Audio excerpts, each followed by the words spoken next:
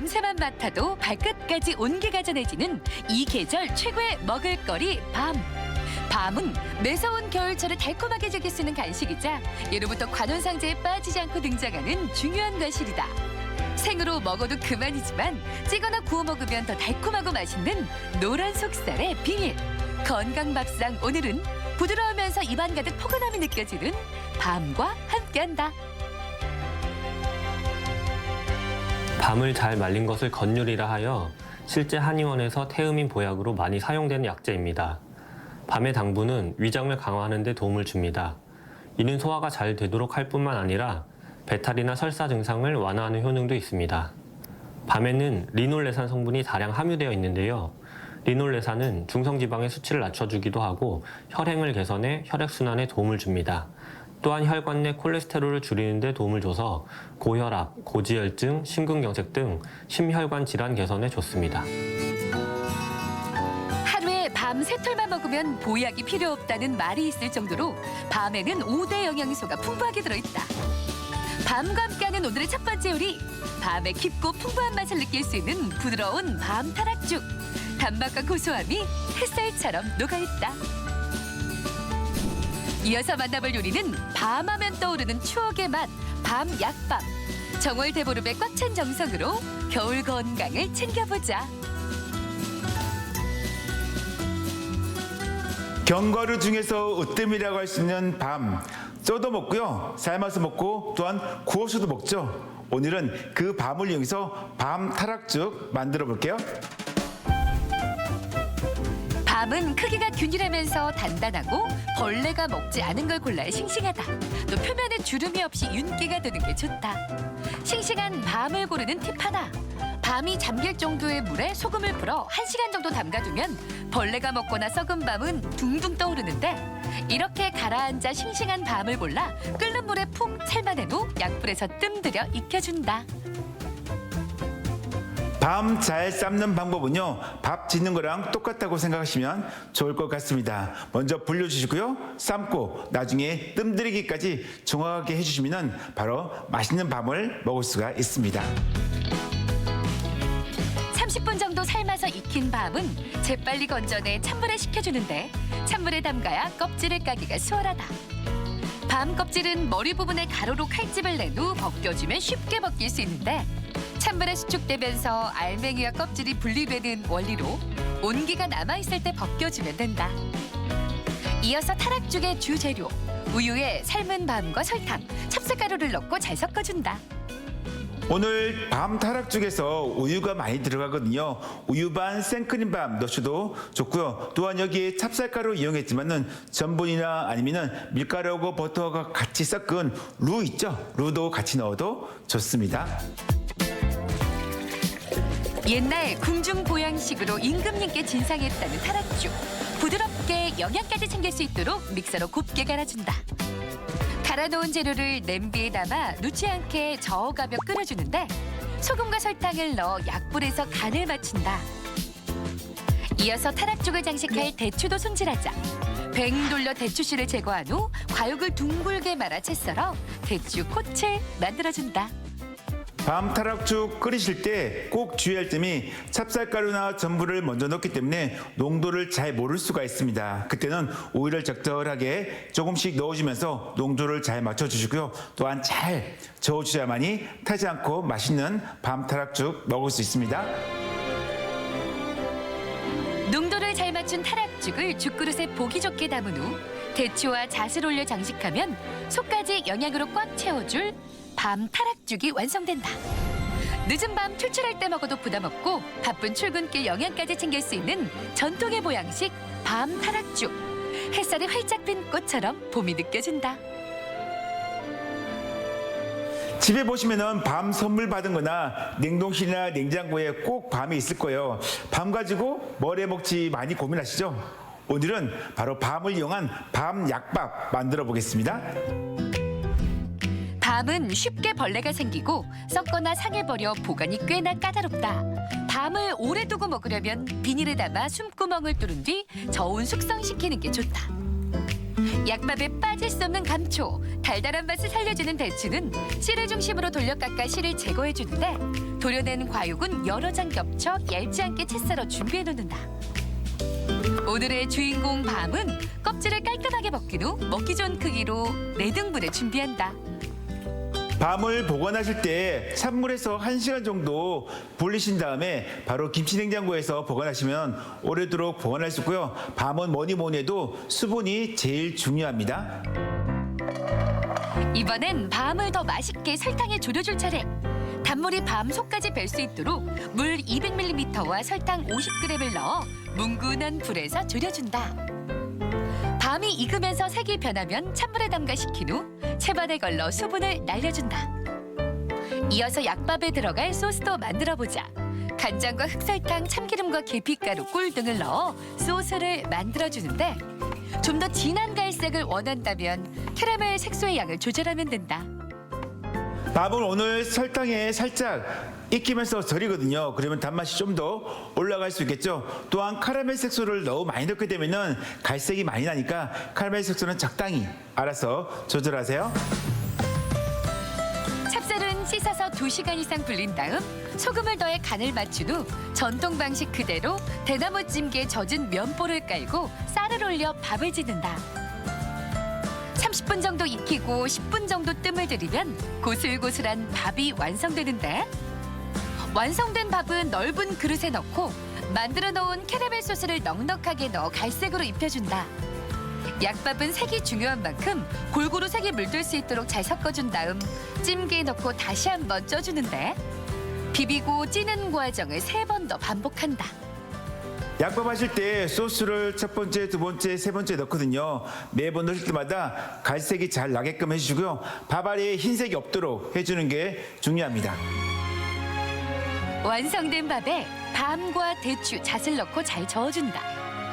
여기에 캐러멜 소스를 한 번 더 넣어 색을 조절한 다음 마지막으로 찜기에 올려 약불에서 수분을 날려주면 맛있는 약밥이 완성된다. 쫀득하면서 달콤하고 고소하면서도 짭조름한 영양은 물론 정성까지 듬뿍 담긴 밤 약밥. 이 재료에 건강은 덤이다. 밤에는 칼슘 성분도 풍부하며 탄수화물, 단백질 및 각종 비타민 성분이 골고루 함유되어 있어 골다공증 등 뼈 관련 질환 예방에 도움을 주며 성장기 어린이의 성장 발육에도 좋은 영향을 줄 수 있습니다. 밤속 항산화 성분들은 뇌신경세포를 활성화하고 유해한 환경으로부터 보호하는 효과도 뛰어나 인지 능력 및 기억력, 집중력 향상에 도움을 주기 때문에 치매 예방에도 효과적입니다. 달고 고소한 맛에 좌르르 흐르는 윤기. 가시 돋친 송이에 쌓여 차곡차곡 옹골차게 영양분을 쌓아온 이 계절의 별미 밤. 밤이면 밤마다 생각나는 은근하고 구수한 단맛의 결정체다. 토실토실 윤기 나는 밤으로 전통의 맛이 살아있는 건강 레시피에 도전해보는 건 어떨까? 행복한 맛에 이 겨울 가족의 따뜻한 웃음꽃이 피어난다. 건강 플러스 인사드립니다. 안녕하세요. 김경섭입니다. 올 한 해도 서서히 저물어가고 있습니다.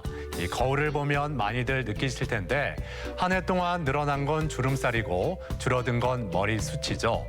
이렇게 몸의 노화를 알 수 있는 여러 가지 신호들이 있는데 자, 그중에 하나, 일어서거나 앉을 때 나도 모르게 앓는 소리가 나온다거나 걸음이 예전보다 느려진 것도 근력 부족으로 인한 노화의 신호일 수가 있습니다. 나이가 들수록 근력이 중요하다는 거 다들 잘 알고 계실 텐데요. 근력을 키우기 위해서 걷기 운동 같은 유산소 운동뿐만 아니라 팔굽혀펴기와 스쿼트 같은 근력 운동도 꾸준히 해주는 게 필요하다는 거 다시 한번 기억하시면 좋겠습니다.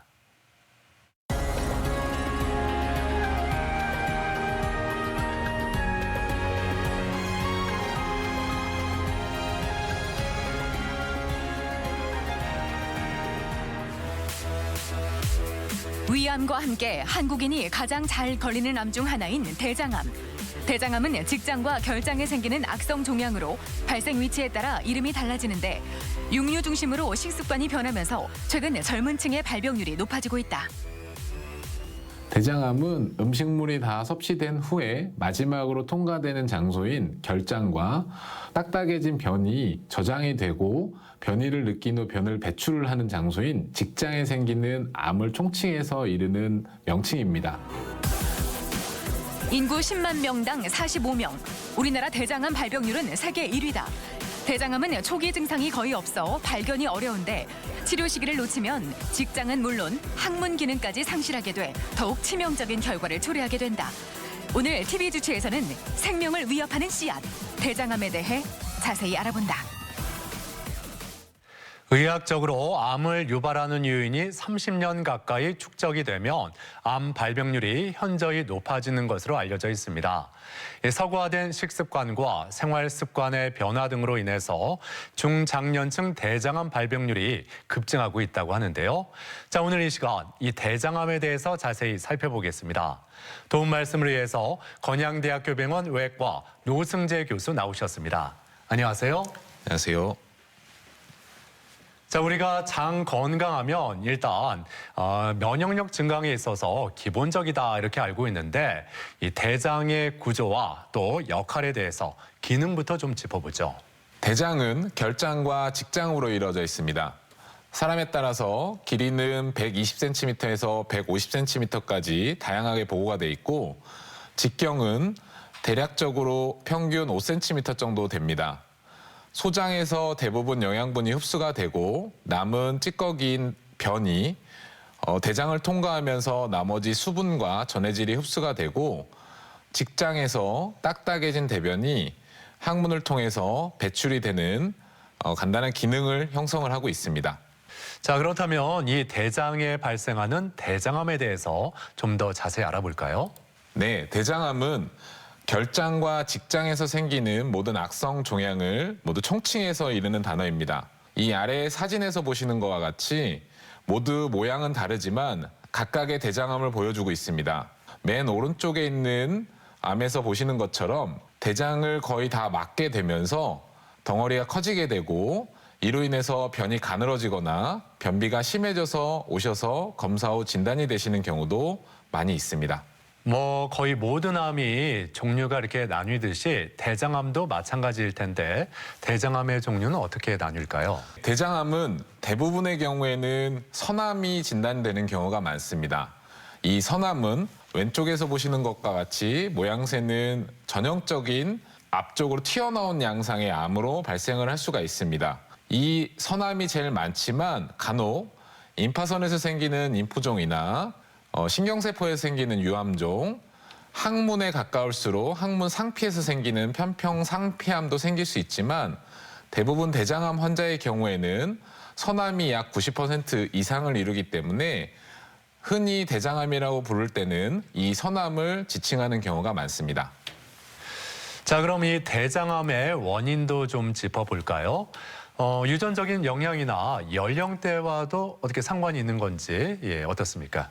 이 대장암은 유전적인 요인이라든지 식습관, 생활습관 같은 것들이 복합적으로 작용을 해서 발생하는 경우가 많습니다. 알려진 바로는 전체 대장암의 약 1에서 5%에서 유전성 대장암이 발생을 하고 약 15% 환자에서는 친지 중에서 대장암이 가족력이 있는 분들이 많이 있습니다. 이 외에도 고령에서 잘 발생할 수 있기 때문에 약 90% 이상이 50세 이상의 고령에서 진단이 된다고 알려져 있습니다. 흔히 서구화된 식습관이나 생활 구조의 변화가 이 대장암의 원인이다 이렇게 이야기를 많이 하는데 이 대장암을 일으키는 위험 인자에 대해서 좀 더 자세히 짚어볼까요? 나이가 들면서 발생할 가능성이 제일 높습니다. 그렇기 때문에 50세 이상 고령에서 많이 발생을 하고 가족분들 중에서 대장암이 있는 가족성으로 대장암이 발생할 수 있어서 유전적 요인도 많이 위험 인자로 취급이 되고 있습니다. 식습관으로는 고지방이나 고칼로리, 저섬유소 식이를 섭취하는 분들이 많이 발생한다고 알려져 있고 비만 환자나 예전에 내시경을 했을 때 선종성 용종이 3개 이상 혹은 1cm 이상의 용종이 발생했던 환자들의 경우에도 대장암이 잘 발생한다고 알려져 있고 이 외에도 운동량이 적거나 과음을 하시거나 흡연을 많이 하시는 경우에도 대장암을 잘 유발할 수 있다고 알려져 있습니다. 이 대장암 위험 인자가 여러 가지가 있는데, 자, 그렇다면 실제로 이 대장암 유병률은 어느 정도인가요? 대장암은 남자에서는 위암, 폐암 다음으로 세 번째로 많이 발생하는 암입니다. 여성에서도 마찬가지로 여성암인 유방암, 갑상선암 다음으로 많이 발생하는 암이고, 전체적으로 성비를 따지지 않는다면 위암 다음으로 많이 발생하는 암 중에 하나입니다. 우리나라에서 예측한 국립암센터에서 발표된 자료에 따르면 새로 이 대장암이 남성에서 1등으로 많이 발생할 것이라고 예측을 했고, 여성에서도 세 번째로 많이 발생할 것으로 예측을 하였습니다. 근데 이 대장암 초기 증상은 거의 없다고 들었는데, 이 대장암의 증상 어떤 것들이 있을 수 있을까요? 말씀하신 대로 초기에는 대부분 증상이 없는 경우가 많습니다. 하지만 암이 진행이 되면서 대장을 부분적으로 혹은 전체적으로 막으면서 증상이 발생할 수가 있습니다. 표에서 보시는 것과 같이 오른쪽에 있는 대장을 막게 된다면 설사가 나오게 되고, 통과가 잘 안 되면서 소화불량이나 복통, 복부 팽만이나 빈혈이 생기기도 하고, 암이 커지는 경우에는 혹처럼 복부에서 만져지는 경우가 발생할 수가 있고, 좌측으로 갈수록 변이 딱딱해지고 뭉치기 때문에 변비가 생기거나 배변 습관의 변화가 생기거나 구토를 하시는 경우가 많이 발생할 수 있습니다. 직장의 경우에는 암이 직장에 머무르면서 배변 후에도 계속 변이 마려운 듯한 느낌인 잔변감이라든지 배변 시 통증이 생긴다든지 변이 통과가 잘 안 되면서 변이 가늘어지는 듯한 증상이 발생할 수 있습니다. 그런데 이 대장암의 유무를 내시경 정기적인 검진을 통해서 알아보고 있는데, 그래도 이게 갑자기 대장암이 발생할 수 있는 건지, 발생 단계가 어떻게 되는 건지 궁금합니다.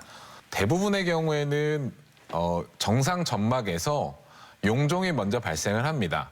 이 용종이 시간이 지나면서 분화가 나빠지게 되고, 여기에서 암으로 발생을 하게 되고, 이 암에서 진행성 대장암까지 발생할 때에는 적어도 5년에서 길게는 10년까지 지나면서 발생을 한다고 알려졌습니다.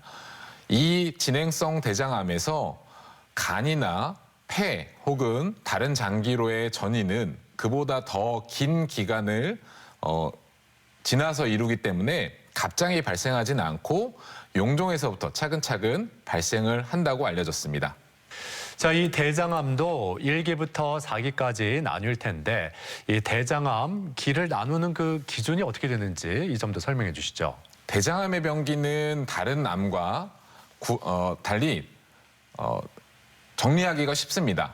간단히 말씀드리자면 대장의 점막에만 발생하고 점막에서 그 이하로 침범하지 않는 경우에는 영기라고 하게 되고, 점막이나 점막 하층을 침범을 하게 되면 1기라고 말씀을 드릴 수 있습니다. 이 점막 하층을 지나서 근층 이상에서 바깥쪽으로 대장을 벗어나서 침범을 하거나 다른 장기로 직접적으로 침범을 하는 경우에는 2기암이고, 혹시 주변의 임파선으로 침범을 하고 전이가 되면 그때부터는 3기암이라고 말씀드릴 수 있습니다.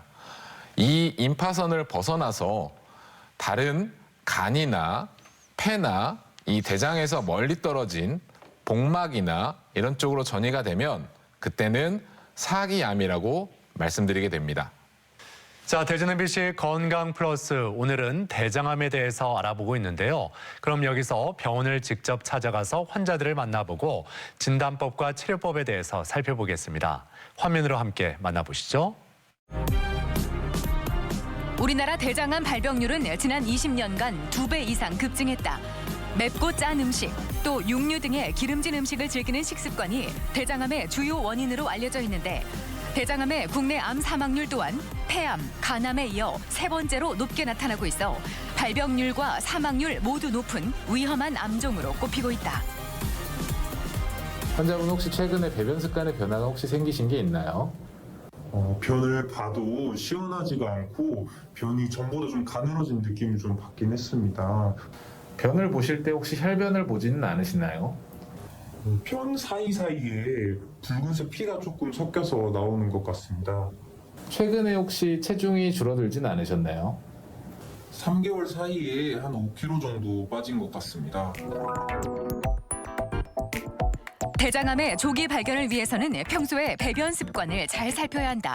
변비나 설사가 상당 기간 지속되거나 배변의 굵기가 가늘어진 경우, 또 피가 섞여 나오거나 잔변감이 있다면 대장암을 한 번쯤 의심해야 한다. 이 환자분의 경우에는 중부 직장암이 진단이 되신 상태고 수술 전 검사상 직장암 주변에 임파선 전이가 의심이 되고 있는 상태입니다. 그렇기 때문에 수술 전에 항암 방사선 치료를 통해서 직장암의 크기를 줄이고 수술을 용이하게 만든 후에 수술을 진행을 해서 암을 제거할 계획을 가지고 있습니다. 대장암은 초기 증상이 거의 없는 것으로 알려져 있지만 암이 진행하면서 발생 부위나 진행 정도에 따라 다양한 증상이 나타난다. 우측 대장에 암이 발생한 경우 일반적으로 체중 감소와 빈혈이 나타나며 식욕 부진, 피로감 등 면역력이 떨어지고 몸이 약해졌다는 느낌을 받게 된다. 좌측 대장의 경우 설사와 변비에 배변 습관이 자주 변하고 혈변과 통증을 동반하는 경우가 많다. 어디가 불편해서 오셨을까요? 요즘에 배 아래, 오른쪽 아래 배에 뭐가 좀 만져지고 체중이 요새 좀 많이 줄고 있습니다. 혹시 다른 증상은 없으신가요? 요즘에 설사를 좀 많이 하고요. 잘 안 먹는데도 배가 부른 느낌이 많이 나고 있습니다. 배가 아프진 않으세요? 특별하게 배가 아픈 것 같지는 않아요. 대장암은 조기에 발견하면 생존율이 90%로 높지만 발견 시기가 늦어질수록 생존율은 급격하게 떨어진다. 때문에 주기적인 내시경 검사를 통해 대장암의 원인이 되는 용종이나 선종을 조기 발견해 제거하는 것이 무엇보다 중요하다. 이 환자분의 경우에는 사행결장암이 의심이 되는 상태이고 부분 폐색이 의심이 되는 상태입니다. 그렇기 때문에 빨리 수술을 진행을 하시는 것이 좋겠고 이 이후의 조직검사 결과에 따라서 추가적인 항암 치료를 시행을 받으시는 것이 좋겠습니다. 일반적으로 대장암은 주로 남성에게 발생한다는 인식이 있다. 따라서 여성들의 경우 대장암 검진에 상대적으로 소홀하며 때문에 조기 발견율도 현저히 떨어진다. 대장암은 조기에만 발견되면 90% 이상 완치가 가능한데 특별한 증상이 없더라도 40세 이후부터는 정기적으로 대장 내시경 검사를 받을 걸 권하고 있다. 대장암은 대부분 증상이 없는 경우가 많습니다. 그러다 보니까 발견이 되는 경우에는 진행성 대장암인 경우가 많고 진행성 대장암인 경우에는 수술 이후에도 재발이 많거나 혹은 수술적 치료로 해결이 되지 않는 원격 전이가 돼 있는 대장암인 경우가 많습니다. 이러한 경우에는 수술 이후에도 예후가 좋지 않기 때문에 정기적으로 검사를 받으시고 조기에 발견을 하시는 것이 중요하겠습니다. 우리나라 대장암의 지형도가 바뀌고 있다. 주로 중장년층 남성에게 발생하던 대장암이 최근 들어 젊은 층과 여성들을 노리고 있는데 특히 45세 미만의 대장암 환자의 재발률은 고령 환자보다 3배나 높아 조기 발견과 치료가 무엇보다 중요하다. 예고 없이 찾아오는 대장암. 내시경 검사를 통한 정기 검진만이 예방의 답이다. 병원을 찾아가서 환자들을 만나보고 대장암에 대해서 살펴봤습니다. 자, 이 대장암에 대해서 좀 더 자세히 말씀 나누죠. 이 대장암 검사하면 분변 검사나 내시경 검사가 먼저 떠오르는데 어떤 진단법들이 있는지 설명해 주시죠. 네, 직장암의 경우에는 가장 간단하게 직장 수지 검사만으로도 진단을 할 수가 있겠습니다. 그 이외에도 말씀하신 대로 그 국가암 검진에서 주로 사용이 되는 분변 자멸 반응 검사라든지 대장 조영술, 피 검사를 통해서 검사할 수 있는 암 태아성 항원 검사 같은 검사 방법들도 있지만 이 중에서 확실하게 조직 검사를 통해서 확진을 하기 위해서는 대장 내시경 검사가 제일 중요합니다. 이러한 대장 내시경 검사는 확진에도 굉장히 중요하지만 조기 대장암인 경우에는 이 암을 절제해서 치료하는 데도 사용을 할 수 있기 때문에 굉장히 유용한 진단 방법입니다. 자, 이런 진단 방법을 통해서 대장암 소견이 발견됐을 때 좀 더 자세히 정확하게 알아보는 그런 검사법도 있을까요? 네, 대장암이 진단이 되면 이 대장암이 주변 조직이나 혹은 간, 폐 쪽으로 전이가 되는지를 확인을 하기 위해서 대부분 환자분들의 경우에는 복부와 흉부에 컴퓨터 단층 촬영을 시행을 하게 됩니다. 직장암의 경우에는 초음파 검사를 통해서 침범의 정도를 확인을 하기도 하고 간 초음파를 통해서 간으로 전이가 돼 있는지를 확인을 하는 초음파 검사를 시행을 하기도 합니다. 주변 장기로 침범을 했는지를 확인을 하기 위해서 직장 MRI 검사를 시행을 하기도 하고 폐 전이 혹은 다른 장기의 전이가 불확실한 경우 암을 전이를 확인을 하기 위해서 PET-CT를 시행을 하기도 합니다. 자, 이렇게 대장암 검사법에 대해서 살펴봤는데요. 이번에는 대장암 치료법에 대해서 자세히 알아보겠습니다. 자, 이 대장암 치료법 어떤 방법들이 주로 쓰이나요? 대장암의 원칙적인 치료는 몸 안에서 이 암세포를 제거하는 것입니다. 그렇기 때문에 수술적 치료가 원칙이라고 말씀드릴 수 있습니다. 하지만 그 이후에 예전과 달리 내시경적으로도 조기암의 경우에는 이 사진에서 보시는 것과 같이 조기암을 절제하는 내시경 절제술을 시행을 하기도 합니다. 이런 내시경 절제술은 하지만 검사를 통해서 다른 장기로 전이가 없고 주변 임파선에 전이가 없는 것을 확인을 한 후에 절제를 하시는 것을 권고드립니다. 수술의 시행이 되지 못하는 원격 전이가 있는 환자나 혹은 대장암 수술 후에 재발을 낮추기 위해서 항암 치료를 시행을 하기도 하고 직장암 환자의 경우에는 수술 전 크기를 줄이기 위해서 방사선 치료를 시행을 하기도 합니다. 최근에는 대장암에 표적 항암제를 통해서 표적 치료를 시행을 하기도 하는데 이러한 경우에는 원격 전이 환자에서 대부분 시행을 하고 있습니다. 대장암 치료하면 아무래도 수술부터 떠올리는 분들 많이 계실 텐데, 자, 이 대장암 수술은 어떻게 이루어지고 또 수술 후에 예후는 어떤지 이런 점도 궁금합니다. 대장암은 길이가 약 1.2m 이상 되는 커다란 장기이기 때문에 절제되는 범위에 따라서 수술명이나 수술 방법이 달라지게 됩니다. 이 그림에서 보시는 것과 같이 오른쪽에 있으면 우측 대장 절제술, 가로에 있으면 횡행결장 절제술, 왼쪽에 있으면 좌측 대장 절제술, 아래쪽에 있으면 전방 절제술이라고 수술명을 부르게 되고, 하지만 이 수술 이후에 대부분의 경우에는 증상이 특별히 나타나거나 하지 않습니다. 왜 그러냐면 수술을 할 때에는 대략적으로 사람에 따라 다르긴 하지만 한 20에서 한 30cm 정도 절제를 하기 때문에 길이가 그렇게 크게 많이 절제가 되지는 않습니다. 그렇기 때문에 수술 후에 변화가 많이 발생하지는 않고 대부분 호소하시는 증상은 설사나 혹은 배변 횟수가 전보다 잦아지거나 변 보고 나서 계속 변 마려운 듯한 느낌이 나고 반대로 변비 같은 것들이 생긴다고 호소하시는 경우가 많고 대부분의 경우에는 이 증상 자체도 시간이 지나면서 조금씩 호전이 되는 경우가 많습니다. 하지만 하부 직장암이나 항문에 가까운 직장암의 경우에는 수술 이후에 이 신경의 변화로 인해서 성기능이나 배뇨 기능, 배변 기능의 장애가 영구적으로 발생하는 경우도 있을 수 있습니다. 그러니까 말씀 들어보니까 이 대장암 소견이 직장 부위 쪽에 나타났을 때는 수술적인 접근 방법도 조금은 달라질 것 같다라는 생각이 들거든요. 예, 어떻습니까? 직장암은 몇십 년 전만 하더라도 항문에 가까울수록 항문을 다 없애는 수술을 시행할 수밖에 없었습니다. 하지만 시간이 지나면서 수술 방법이라든지 수술 도구라든지 이런 것들이 많이 발전을 하게 되면서 항문을 최대한 살리는 쪽으로 수술을 시행을 하도록 노력을 하고 있습니다. 그림에서 보시는 것과 같이 전방절제술, 저위전방절제술이라고 해서 구불결장과 직장을 최대한 절제를 하고 항문연에 남은 대장을 연결하는 저위전방절제술을 대부분 시행을 하게 됩니다.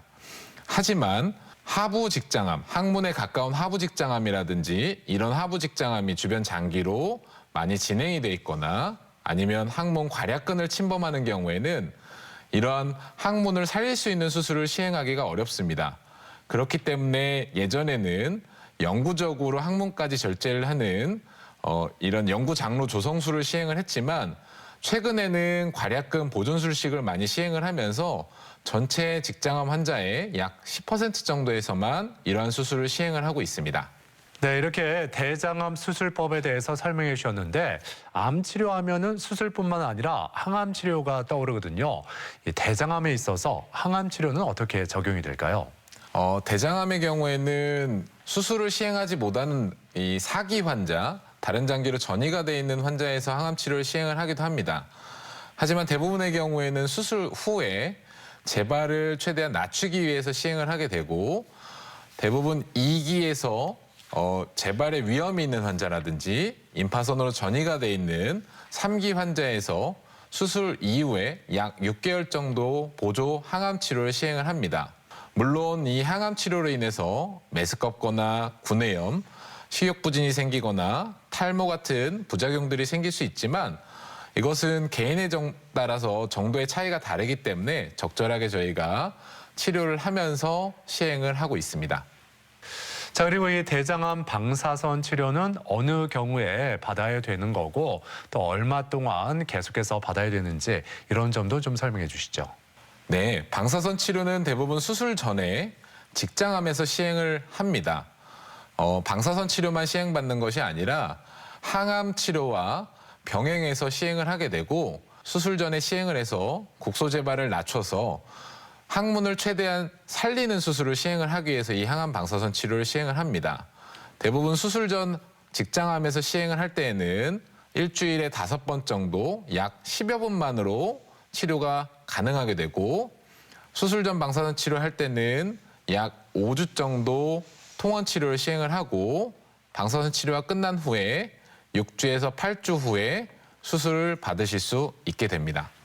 자, 그런데 이 대장암은 전이가 되면 전혀 손쓸 방법이 없다 이런 이야기를 많이 하는데 이 대장암 전이는 어떻게 나타나는지 또 수술적 치료가 가능한 건지 이런 점도 좀 설명해 주시죠. 대부분 환자분들이 걱정을 많이 하시는 게 대장암의 경우에는 다른 장기로 전이가 되면은 죽는 거 아니냐 이렇게 걱정하시는 경우가 많습니다. 하지만 다른 암과 달리 전이된 대장암도 절제가 가능하다면 완치를 노릴 수 있는 확률이 굉장히 높아집니다. 수술을 못하는 경우에는 5년 생존율이 약 15% 정도밖에 안 되지만 절제가 가능한 간이나 폐 전이 환자에서 5년 생존율은 약 40에서 50%까지 높아질 수가 있습니다. 그렇기 때문에 수술적 절제가 가능한 전이성 대장암 환자에서는 완치될 가능성이 높다고 보기 때문에 적극적으로 치료할 것을 권해드리고 있습니다. 자, 그렇다면 다른 암과 비교했을 때 이 대장암의 5년 생존율은 어느 정도인가요? 네, 대장암은 다른 암보다는 생존율이 좋은 편입니다. 갑상선암이나 다음으로 대장암이 생존율이 높습니다. 거의 위암과 비슷하게 생존율이 높고 점막에만 국한이 되고 임파선으로 전이가 안 돼 있는 환자의 경우에는 5년 생존율이 약 95% 정도가 됩니다. 원격 전이가 있는 경우에는 절제가 불가능한 경우에는 약 한 15% 정도의 생존율을 보이지만 앞서서 말씀드린 것과 같이 절제가 가능한 경우에는 많게는 40%, 50%까지의 생존율을 생각할 수도 있습니다. 이 나라마다 보고된 생존율을 봤을 때 일본이나 미국, 캐나다보다도 우리나라에서의 5년 생존율은 훨씬 높게 보고가 됐습니다. 그만큼 우리나라에서 대장암 환자분들의 경우에 수술적 방법이라든지 적극적인 치료를 통해서 생존율을 높일 수 있다는 굉장히 고무적인 결과가 나타났고 그렇기 때문에 더더욱 환자분들께 적극적으로 치료하는 것을 권고드리고 있습니다. 자, 그리고 앞서 대장암 위험 인자에 대해서 짚어봤었는데요. 아무래도 평소에 생활 습관과 식습관을 바꾸는 게 대장암을 예방하는 데 있어서 가장 중요하지 않을까 싶습니다. 자, 이 대장암을 예방할 수 있는 어떤 기본 수칙, 그 수칙이 있다면 좀 정리해 주시죠. 간단하게 정리드리자면 대장암은 흔히 알고 계시는 것과 같이 서구형 식습관을 가지신 경우에 대장암의 발생률이 더 높아진다고 알려져 있습니다. 그렇기 때문에 이러한 식습관을 최대한 낮추는 것이 중요합니다. 적절하게 단백질을 드시고 붉은 육류의 섭취는 조금 줄이시는 것이 좋겠고 동물성 지방도 대장암을 발생시킬 수 있다고 알려져 있기 때문에 적당히 드시는 것이 좋겠고, 이와 함께 식이섬유가 풍부한 채소나 과일류, 해조류나 채소류 같은 것들을 섭취를 권장을 드립니다. 저지방 우유라든지 유제품, 발효 유제품을 섭취하는 것을 권장드리고, 물도 하루에 1.5리터 이상의 충분한 물을 섭취하는 것이 대장암을 예방할 수 있는 좋은 방법 중에 하나입니다. 다음으로 짜게 절인 음식이라든지 가공육이라든지 패스트푸드 같은 경우에도 적당히 제한하시는 것이 좋겠고, 규칙적인 운동을 통해서 비만을 좀 낮추시는 것이 좋겠고, 충분히 수면을 하시고, 당연히 흡연이나 음주는 대장암을 유발할 수 있기 때문에 절대 금연을 하시고 과음하지 않으시는 것이 좋겠습니다. 이 무엇보다도 예방 방법도 중요하지만 이 고령의 환자, 특히 50세 이후의 경우에는 국가검진으로 자멸 검사라든지 이런 검사를 통해서 확실하게 검사를 해보시는 것이 좋겠고, 이런 그 자멸 검사에서 음성이 나온다 하더라도 5년에서 한 10년마다 정기적으로 대장 내시경을 받아보시는 것이 좋겠습니다. 자, 오늘 이렇게 대장암에 대해서 알아보고 있는데요. 대장암에 대해서 이것만은 꼭 기억했으면 좋겠다 하는 점이 있다면 어떤 점을 들고 싶으십니까? 제일 중요한 것은 예방이고, 그 다음으로 중요한 것은 규칙적인 검사입니다. 그렇기 때문에 50세 이상 노년의 경우에는 5년에 한 번씩 반드시 대장 내시경 검사를 해보시는 것이 좋겠고, 식생활은 균형 있게 하시고 정기적으로 운동을 하시고, 만약에 혹시나 변비가 생긴다든지 변 보는 습관이 달라지게 된다면 반드시 병원에 방문하셔서 충분한 검사를 통해서 확인을 하시는 것이 좋겠습니다. 자, 이번에는 대장암에 대한 오해와 진실을 OX로 풀어보겠습니다. 자, 먼저 심한 변비는 대장암의 위험 신호이다.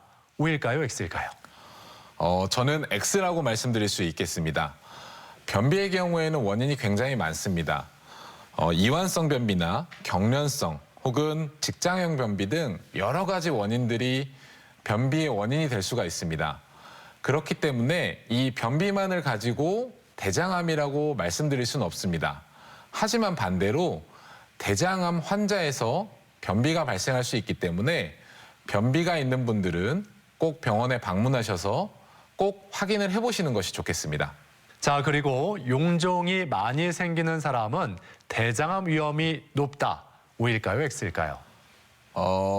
답은 세모라고 말씀드려야 될 것 같습니다. 세모요? 예. 네. 왜 그러냐면 용종은 종류가 굉장히 많습니다. 대부분의 용종의 경우에는 선종성 용종이 많고, 선종성 용종은 대장암의 전 물질이기 때문에, 그래서 이 선종성 용종이 많으신 분들은 대장암의 위험성이 많지만, 이 용종, 다른 용종들 중에서 염증성 용종이나 과호종 같은 경우에는 대장암의 발생률이 조금 낮고 없다고 보고되는 경우도 있어서, 이런 용종에 따라서 대장암의 위험성이 달라서 세모라고 말씀드리겠습니다. 네. 다음 질문입니다. 치질이 대장암을 유발할 수 있다. O일까요, X일까요? 답은 이것도 또 세모라고 말씀드릴 수밖에 없습니다. 예.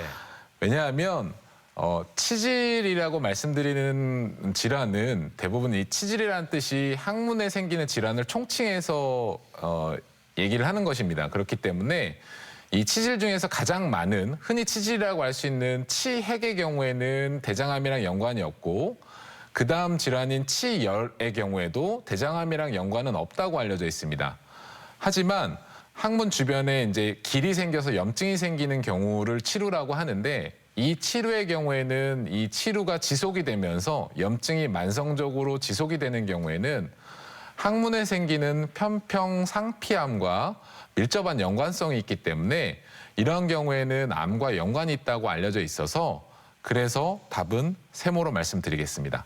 자, 이렇게 대장암에 대한 오해와 진실을 OX로 알아봤고요. 이번에는 시청자 여러분의 궁금증을 풀어드리겠습니다. 대장 내시경에서 용종이 발견됐는데 용종은 무조건 암으로 발전하는 건가요? 네, 대장암 검사를 통해서 용종이 발견됐을 때 덜컥 이게 또 암이 되는 게 아닐까 걱정이 앞섰는데 실제로 이 용종이 암으로 되는 건지 궁금해하셨어요? 예, 앞서 말씀드린 바와 같이 용종의 종류에 따라 다릅니다. 선종성 용종 같은 경우에는 크기가 1cm 이상이거나 용종의 개수가 3개 이상이거나 하는 경우에는 대장암의 발생 가능성이 훨씬 높다고 알려져 있기 때문에 이런 경우에는 대장 내시경을 다른 분들보다 조금 짧은 기간에 다시 시행해 볼 것을 권고드리고 있습니다. 하지만 과형성 용종이라든지 염증성 용종 같은 경우에는 대장암의 발생 가능성이 지극히 낮습니다. 그렇기 때문에 용종의 종류에 따라 달라서 선종성 용종의 경우에만 대장암으로 발전을 한다라고 말씀을 보통 드리고 있습니다. 과민성 대장 증후군이 지속되면 대장암이 되는 건가요? 네, 과민성 대장 증후군과 대장암의 상관관계 어떻습니까? 이 과민성 대장 증후군은 굉장히 주관적인 증상들입니다. 경련성 복통이라든지 변비, 설사 같은 주관적인 증상들을 총칭해서 아울러 이르는 말인데 현재까지 연구된 바에 의하면 대장암과 상관관계는 없다라고 알려져 있습니다. 아직 연구가 더 시행이 돼야 되겠지만 이런 과민성 대장 증후군에 대한 증상으로 인해서 대장암으로 흔히 오해들을 하시고 있습니다. 하지만 이런 과민성 대장 증후군이라 하더라도 이 과민성 대장 증후군을 오래 앓는다 하더라도 대장암이랑은 상관관계가 없다라고 알려져 있기 때문에 여기에 대해서는 안심을 하셔도 되겠습니다. 자, 건강 플러스 오늘은 대장암에 대해서 자세히 알아봤습니다. 지금까지 도움 말씀에 의학과 노승재 교수였습니다. 오늘 말씀 고맙습니다. 장을 일컬어서 제2의 뇌라고도 합니다. 면역력과 가장 밀접한 관계가 있고 우리 몸 안에 있는 면역세포 가운데 70% 이상이 이 장에 모여 있기 때문인데요. 따라서 장의 건강 상태에 따라서 병에 걸릴 확률도 또 완치될 기준도 달라진다고 하니까 평소 장 건강에 대해서 더욱 신경 쓰셨으면 좋겠습니다. 자, 건강 플러스 오늘 준비한 내용은 여기까지입니다. 이번 한 주도 건강하게 보내시길 바라고요. 다음 이 시간에 다시 인사드리겠습니다. 함께해 주신 여러분 고맙습니다.